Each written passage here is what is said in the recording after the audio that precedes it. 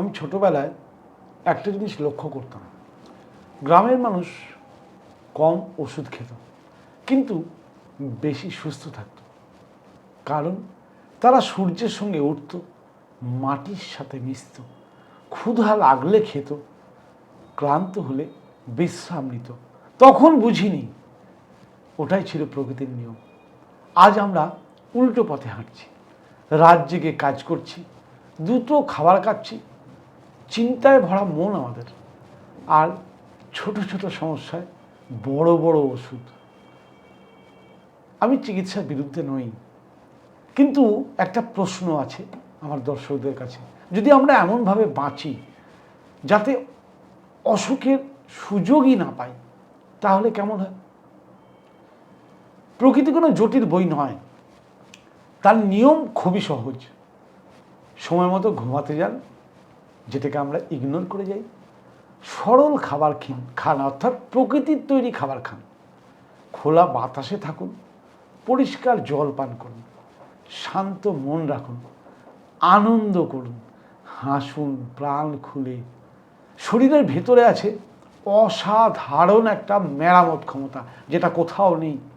আমরা এই ক্ষমতাটাকে সুযোগ দিই না। এই চ্যানেল সেই সুযোগের গল্পই প্রতিদিন প্রতিনিয়ত বলছে। ঔষধের আগে নিয়মের কথা, ভয়ের আগে সচেতনতার কথা, অভিযোগের আগে দায়িত্বের কথা।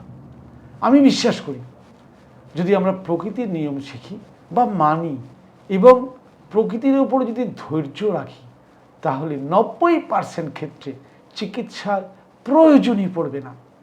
এটা কোনো অলৌকিক দাবি নয়, এটা জীবনশৈলীর প্রতিশ্রুতি। স্বাস্থ্য সমৃদ্ধি শুধু একটা চ্যানেল নয়, এটা একটা আন্দোলন, প্রকৃতিকে ফিরে পাওয়ার এবং প্রকৃতিতে ফিরে যাওয়ার আন্দোলন। আপনি কি প্রস্তুত নিজের শরীরের উপর বিশ্বাস রাখতে? চলুন আজ থেকে আমরা নিয়ম মানি, প্রকৃতির সাথে থাকি, আর অসুস্থতাকে সুস্থতাতে পরিণত করে আমরা স্বাভাবিক করি। প্রকৃতি বারবার আমাদের শেখায় যে ঔষধ নয়, নিয়ম বদলান, প্রকৃতির নিয়ম মানুন। আমরা প্রকৃতি সৃষ্ট জীব, প্রকৃতির নিয়ম মানলেই আমরা আবার সম্পূর্ণ সুস্থ আজকের দিনেও বাঁচতে পারি। আমরা একটা জিনিস ভুল শিখেছি, বর্তমান দিনকাল খারাপ, কি করব, সবারই তো রোগ।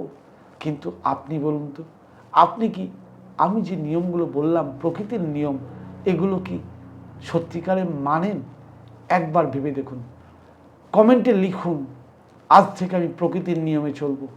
তারপরে শরীর খারাপ হলে চিকিৎসা তো রইল, কিন্তু জীবনশৈলী পরিবর্তন করলে, সত্যি এটা আমি দাবি করছি, আপনি যদি জীবনশৈলী অর্থাৎ প্রকৃতির নিয়ম মানেন, লাইফস্টাইল ইংরেজিতে বলা হয়, লাইফস্টাইল যদি প্রকৃতির মতো করে চালান, 90% রোগকে আজও আপনি রুখে দিতে পারেন।